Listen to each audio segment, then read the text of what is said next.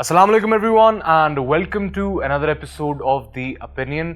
इस एपिसोड में I'll be breaking down an article published in the Express Tribune titled Spirit of Riyasat Medina: Transforming Pakistan. And the article is written by none other than जनाब इमरान अहमद खान नियाज़ी साहब, जो कि पाकिस्तान के बड़े मारूफ साबिका cricketer हैं और इसके साथ साथ वज़ीर आज़म पाकिस्तान के तौर पर भी अपने फ़राइज़ सरअंजाम देते हैं. नाउ कमिंग टू खान साहब आर्टिकल, इस आर्टिकल के अंदर खान साहब उन 5 बुनियादी अकायद का जिक्र करते हैं जिनकी बिना पर रियासत मदीना जैसी एक आइडियल स्टेट कायम हुई और जिनकी बिना पर हम पाकिस्तान को भी उस तरह की एक आइडियल स्टेट में ट्रांसफॉर्म कर सकते हैं, एक आइडियल स्टेट में तब्दील कर सकते हैं. और जिस तरह वो 5 सतून हैं उसी तरह इस आर्टिकल के भी 5 हिस्से हैं. तो चलते हैं जी आर्टिकल के पहले हिस्से की तरफ. पहले हिस्से में खान साहब जिक्र करते हैं द फर्स्ट प्रिंसिपल ऑफ रियासत मदीना, जो है यूनिटी यानी कि इत्तेहाद. अब खान साहब के नज़दीक कोई भी कौम तब तक तरक्की नहीं कर सकती जब तक इसका एक एक फ्रैगमेंट, इसका एक एक हिस्सा मुल्क की तरक्की और खुशहाली के लिए यकमुश्त होकर, यकजहत होकर और मुत्तहिद होकर काम ना करे. तो ऑब्वियसली यूनिटी एंड इत्तेहाद इज़ वेरी वेरी इंपॉर्टेंट. अब आते हैं जी आर्टिकल के दूसरे हिस्से की तरफ. दूसरे हिस्से के अंदर खान साहब बात करते हैं इंसाफ की, जस्टिस की और कानून की पासदारी की. खान साहब के नज़दीक पाकिस्तान का अलमिया ये है कि 70 साल के अंदर हम शायद अपनी अदलिया को और अपने कानून नाफिज करने वाले इदारों को उतना मजबूत नहीं कर पाए कि कौम के हर मुजरम को, मुल्क के हर मुजरम को सही तरीके से कटहरे में खड़ा किया जाए और उसका सही तरीके से एहतसाब किया जा सके.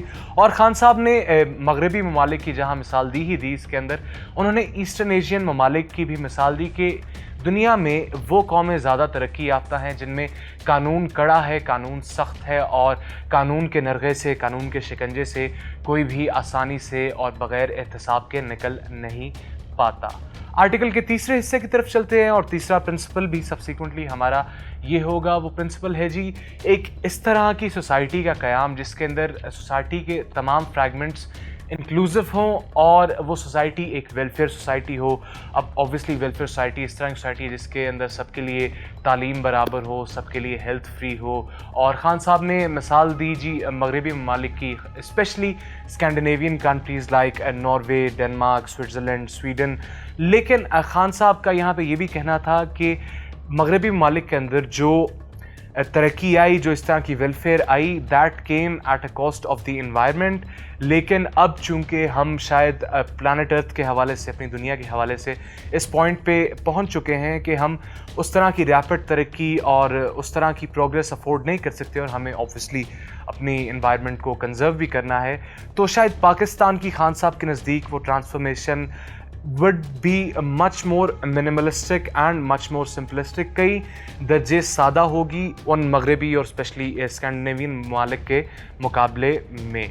उसके बाद जी खान साहब जिक्र करते हैं मॉरल सुपीरियॉरिटी का, जो कि है जी इखलाकी बुनियाद. अब कुछ लोगों का मानना ऑब्वियसली ये है कि स्टेट का और गवर्नमेंट का इखलाकियात से कोई ताल्लुक़ होना नहीं चाहिए. इखलाकियात हर शख्स की अपनी पर्सनल चॉइस है. लेकिन खान साहब के नज़दीक स्टेट अपनी ज़िम्मेदारी पूरी तरीके से अदा नहीं कर पाएगा जब तक वो ये बात इंश्योर ना कह रहे कि द कौम, the nation in general is inclined toward the morally right things. और ख़ान साहब ने इसके लिए नेशनल रहमतुल आलमीन अथॉरिटी का क़याम भी किया है जो कि अखलाकियात समेत तमाम दीगर रियासत मदीना के प्रिंसिपल्स का नफाज मुल्क में यकीनी बनाने की कोशिश करेगा. और अब चलते हैं जी आखिरी सतून की तरफ और आखिरी प्रिंसिपल की तरफ, जिसके नज़दीक for a nation to progress the quest for knowledge, इल्म का हसूल बहुत अहम है. और हमें कई अहादीस में भी और इस्लामिक टीचिंग्स में भी सिखाया गया कि इल्म का हदूस और अपने आप को जानना और अपने सराउंडिंग्स को जानना बहुत ज़रूरी है. और इसके लिए खान साहब कह रहे हैं कि जब तक मुल्क के अंदर यकजहत एक बराबरी का तालीमी निज़ाम नहीं होगा तब तक हम वो क्वेस्ट फॉर नॉलेज में कामयाब नहीं हो पाएंगे और तब तक कौम उस तरह से प्रोग्रेस नहीं कर पाएगी. ये तो हो गया जी खान साहब के आर्टिकल का ब्रेक डाउन. लेकिन अगर आप वज़ीर आज़म पाकिस्तान हैं और आप एक मुल्क की इतनी अहम शख्सियत हैं तो ऑब्वियसली आपका हर कदम स्क्रूटनाइज़ किया जाएगा, उसको जज किया जाएगा.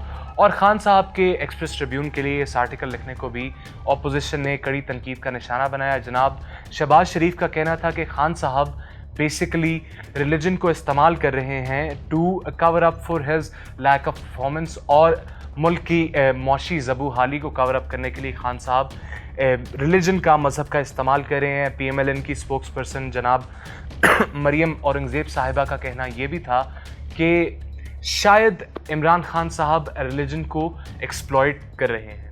तो आपने जी खान साहब का आर्टिकल भी सुन लिया और खान साहब के आर्टिकल पे होने वाली तनकीद भी सुन ली। अब इनमें से कौन सी साइड सही है, कौन सी साइड दुरुस्त है? क्या खान साहब की नेक नियति पर शक किया जा सकता है या शक करना जायज़ है? इस बात का फैसला मैं छोड़ूंगा आप पर। And that was today's opinion. Thank you very much.